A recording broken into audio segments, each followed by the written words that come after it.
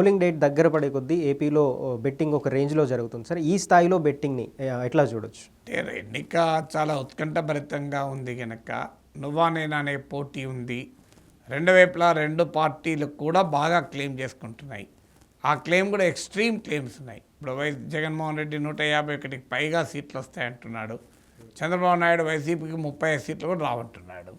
So అందువల్ల ఆ స్థాయిలో నాయకులు క్లెయిమ్ చేసుకోవడము, పార్టీలు క్లెయిమ్ చేసుకోవడం వల్ల ఉత్కంఠ పెరిగి క్యూరియాసిటీ పెరిగినప్పుడు బెట్టింగ్ పెరుగుతుంది.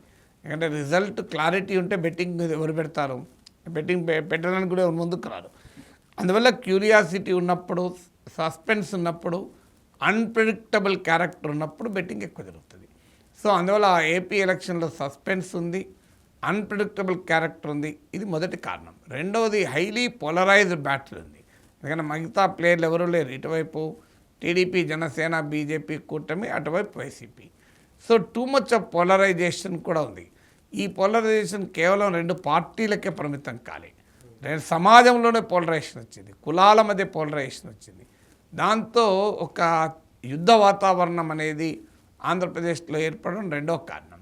మూడో కారణం ఏంటంటే అన్ప్రెడిక్టబుల్ కావటానికి కూడా కాన్స్టిట్యున్సీ వైజ్ బెట్టింగ్. ఒక రాష్ట్రంలో ఎవరు గెలుస్తారు అనే యాంగిలే కాకుండా ఎవరికి ఎంత మెజారిటీ వస్తుంది, ఏ సీట్లో ఎవరు గెలుస్తారు, ఆ గెలిచే వ్యక్తికి ఎంత మెజారిటీ వస్తుంది, ఇలా మల్టిపుల్ డైమెన్షన్స్లో కూడా బెట్టింగ్ అనేది మొదలైంది. ఇది మూడో కారణం.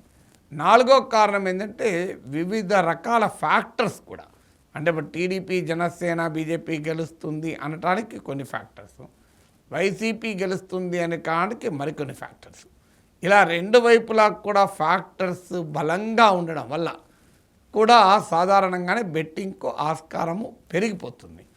ఫిఫ్త్ డైమెన్షన్ ఏంటంటే మీడియాకు కూడా ఆంధ్రప్రదేశ్ తెలుగు మీడియాకు కూడా పత్రికలు, టీవీ ఛానళ్ళు నిట్టనిలువున చీలిపోయి రోజు ఎన్నికలు అయిపోయాక కూడా ప్రశాంత వాతావరణం లేకుండా టీవీ స్టూడియోలో యుద్ధ వాతావరణాన్ని తెరిపిస్తోంది. టీవీల ప్రభావము సోషల్ మీడియాలో కూడా రెండు వైపులా సైన్యాలుగా మారి యుద్ధం చేసుకుంటున్నాయి.